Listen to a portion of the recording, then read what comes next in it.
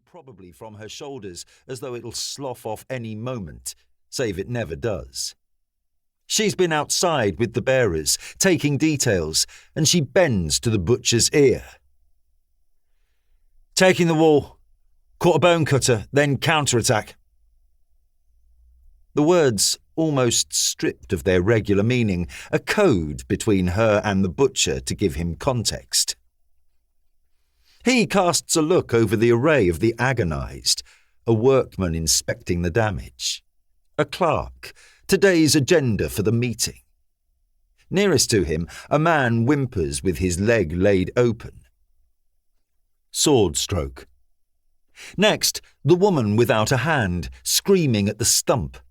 Then 3 silent ones. He sees where their uniforms are shredded, the ripped edges presented outwards where the shards of shattered bone erupted from within. Then the next, and the next. The pucker and scorch of baton shot.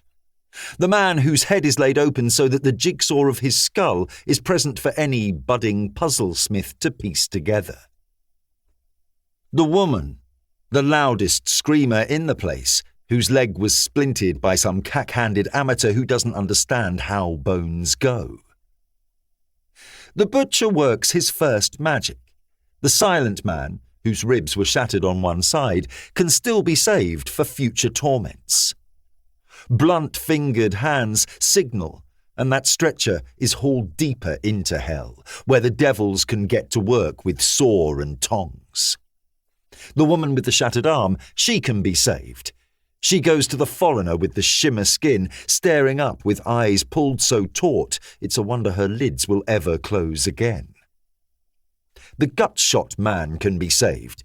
He's placed in the far corner for a scouring and a working over, back where a weird old man plays a weird old pipe, skirling and squalling on it as though mocking the screams of the afflicted. It's all a part of the service, a necessary component of this precise and exacting hell the butcher built.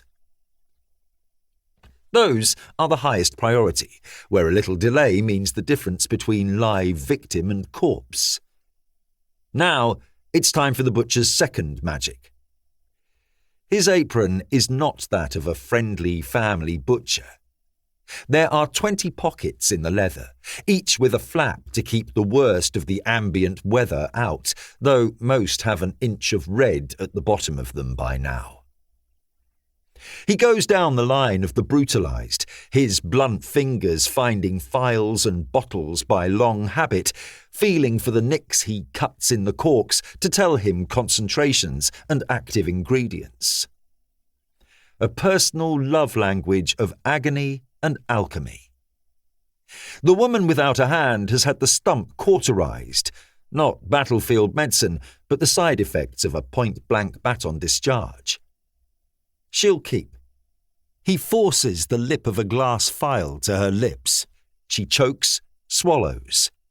Her screams fall inwards until their scrabbling fingertips can't reach her lips anymore and she's silent. He goes down the line, a bespoke service for each, this filter or that, based on wound, on whim, on the individual predilections of his busy hands that seem to act on their own recognizance. Sometimes he salts the wounds with powder, stuff that burns and eats away necrotized flesh, undoes the work of energies and corruption, or at least staves it off for long enough. For a couple, the man whose skull is a puzzle with too few pieces, the woman whose innards are not only no longer in, but entirely absent, he gives a double dose from the black flask. It's not to quiet them, or it's not only to quiet them. And the noise doesn't get to the butcher anymore. He's been doing this for years. The man whose spine and pelvis have shrapnelled out through his skin gets a triple dose. He doesn't need quieting. He's wide awake, obviously feeling every shard and chip and razor-edged piece of himself that cuts a little more with each breath, but the screaming has gone out of him. He's already passed into a silence so greedy that not even the gravity of the butcher can pull a whimper.